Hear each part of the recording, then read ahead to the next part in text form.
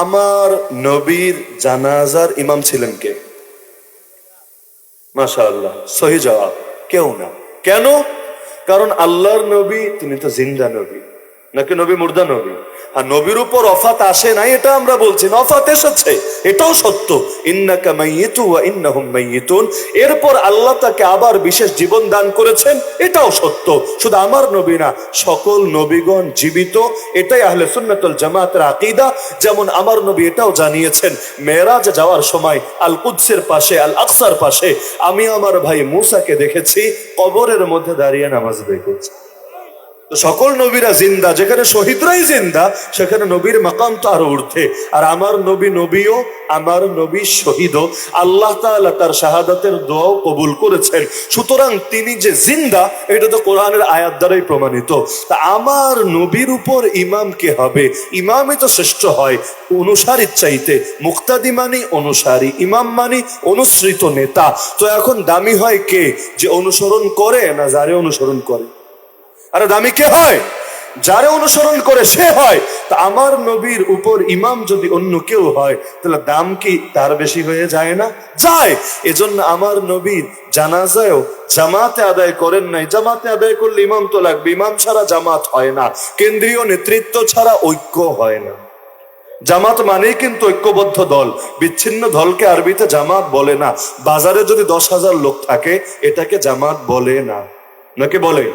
তাবলিগওয়ালারা দেখবেন বিকালে যখন গাছতে বের হয় না, আপনাদের এলাকায় আছে তো তাবলিগের মেহনত, তখন দেখবেন এই বাক্য বলে যে আমাদের এখন এক জামাতের 2টা ভাগ হবে। 2 জামাত না, এক জামাতের 2টা ভাগ হবে। একদল মেহনত করবে মসজিদের বাইরে, আর একদল মেহনত করবে মসজিদের ভেতরে। যারা বাইরে মেহনত করবে তাদের মধ্যে 4 শ্রেণীর লোক থাকবে, যারা ভেতরে মেহনত করবে তাদের মধ্যে 4 শ্রেণীর লোক থাকবে। ছোটবেলায় আমার খটকা লাগতো, প্রশ্ন আসতো, কিন্তু প্রশ্ন করার সাহস কাউকে পাই নাই যে আবার কি ভাবে, কোন না কোন মাইন্ডে নিয়ে বসে। আমি খালি এটা ভাবতাম, যখন 2 ভাগে করলো 2 জামাত বললেই তো পায়, এটাই তো যুক্তির কথা। 2 ভাগ যখন করলো 2 জামাত বললেই পারে, কিন্তু বলে এক জামাতের 2টা ভাগ হবে। বুঝে আসতো না, বড় হয়ে বুঝে এসেছে। জামাত বলে যারা এক নেতৃত্বের অধীনে একই লক্ষ্য, একই টার্গেট, একই মিশন এবং ভিশন নিয়ে চলে তাদেরকে জামাত বলে। তাদের দেহ দৈহিক দূরত্ব থাকতে পারে, শারীরিক সামাজিক দূরত্ব থাকতে পারে, কিন্তু তাদের কলবগুলো সবসময় এক এবং অভিন্ন থাকে। এ কারণে সারা দুনিয়ার মুসলমান হবে এক জামাত, এক দল। এখনকারও বাসিন্দা, কেউ হবে আফগানের বাসিন্দা, কেউ বাংলার বাসিন্দা, কেউ হবে হিন্দুস্তানের বাসিন্দা, তো কেউ পাকিস্তানের বাসিন্দা, কেউ আরবের বাসিন্দা, কেউ তুরস্কের বাসিন্দা। তো সকলে মিলে হবে এক জামাত, কারণ তাদের কেন্দ্রীয় নেতৃত্ব থাকবে এক, তাদের লক্ষ্য থাকবে এক, উদ্দেশ্য হবে এক, গন্তব্য হবে এক, মিশন হবে এক, ভিশন হবে এক। এজন্যই তারা সকলে মিলে হবে এক জামাত। তো এক জামাত হতে চাইলে একক নেতৃত্ব লাগে, একাধিক নেতৃত্ব দিয়ে কখনো এক জামাত হয় না, হওয়া সম্ভব না। আবু বকরের জামানায় ভিন্ন নেতৃত্ব ছিল, ওমরের জামানায় ভিন্ন নেতৃত্ব ছিল, ওসমান আলীর জামানায় ভিন্ন নেতৃত্ব ছিল রাদিয়াল্লাহু আনহুম আজমাইন। হ্যাঁ, আপনি বলতে পারেন হুজুর তাহলে তো গণতন্ত্রই সুন্দর। গণতন্ত্রে বহুদল থাকে, ইসলামে একদল থাকে। বহুদল থাকলে তখন না বাক স্বাধীনতা পাওয়া যায়? আমি বলবো কচু পাওয়া যায়। আরে এই গণতান্ত্রিক যুগে এসে আলেমরা যে স্বাধীনতা পাচ্ছে, খেলাফত রাশেদার যুগে এই পরিমাণ পেত না, এর চাইতে 1000 গুণ বেশি পেত। আরে কিসের আলেম রে ভাই? সাধারণ গ্রাম্য লোক এসে সাহসী পুরুষ, বীর সিংহ ওমরকে পর্যন্ত খুতবা থামিয়ে প্রশ্ন ছুড়ে দিতে পারত। ঘটনা জানেন না সবাই? ইয়া আমিরুল মুমিনিন খুতবা পরে প্রশ্নের জবাব দেন আগে। আমাদেরকে একটা করে চাদর দিয়েছেন বাইতুল মাল থেকে, আপনার গায়ে 2টা চাদর দেখতে পাচ্ছি, অতিরিক্ত একটা চাদর নেওয়ার অধিকার আপনাকে দিলটাকে। অনেকে ভেবেছিল কল্লা মনে হয় জায়গায় থাকবে না, ওমরের সামনে বলছে কল্লা এখনই মাটিতে ফেলে দিবে। কল্লা তো ফেলেই নাই, উল্টো প্রশ্নের জবাব ঠিকই দিয়েছে। আজকে এমন প্রশ্ন পারলে করেন, এক চাদরের জায়গায় 2 চাদরই তো প্রশ্ন উঠেছে। আজকে এমন প্রশ্ন কয়েক হাজার করা যাবে নাকি যাবে না? আরে যাবে নাকি যাবে না?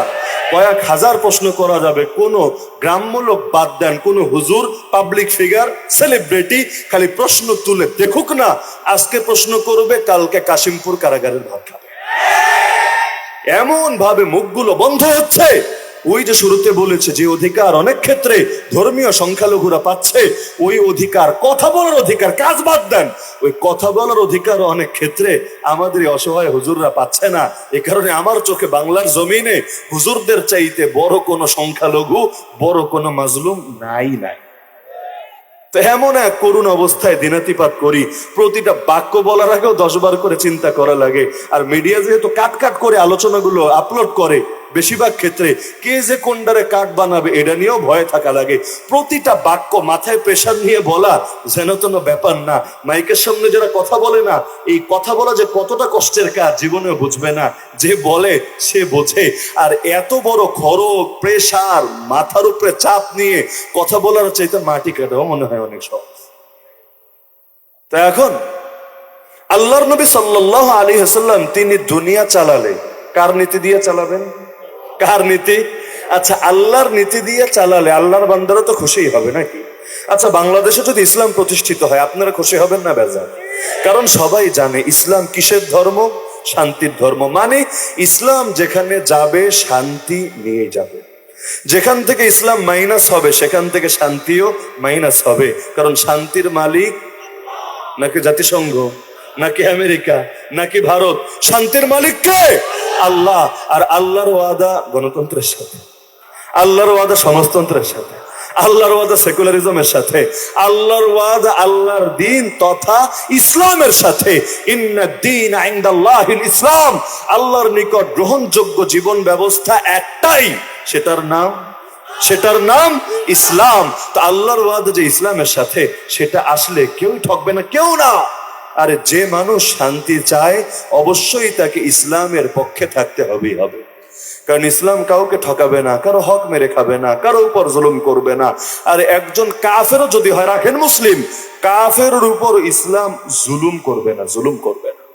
তো ইসলাম এত সুন্দর, ইসলামের পক্ষে না কে? আমার ধারণা এবং বাস্তব ধারণা এটা, বাংলাদেশে যারা বেনামাজি বুঝেন তো, ঠিকঠাক মতো নামাজ পড়ে না, ঈদের নামাজ, জুম্মার নামাজ হয়তো পড়ে, বেরোজাদার, রোজা রাখে না, হজ করে না, জাকাত দেয় না, দাড়ি রাখে না, সুন্নতি লেবাস পরে না, এরকম মানুষদেরকেও যদি আপনি জিজ্ঞেস করেন, জরিপ করেন, ওই কিছু পাবলিক প্রাইভেট ইউনিভার্সিটি বাদ দেন, হোচিমিনের মুরিদ তো বাংলাদেশে তৈরি হয়ে গেছে।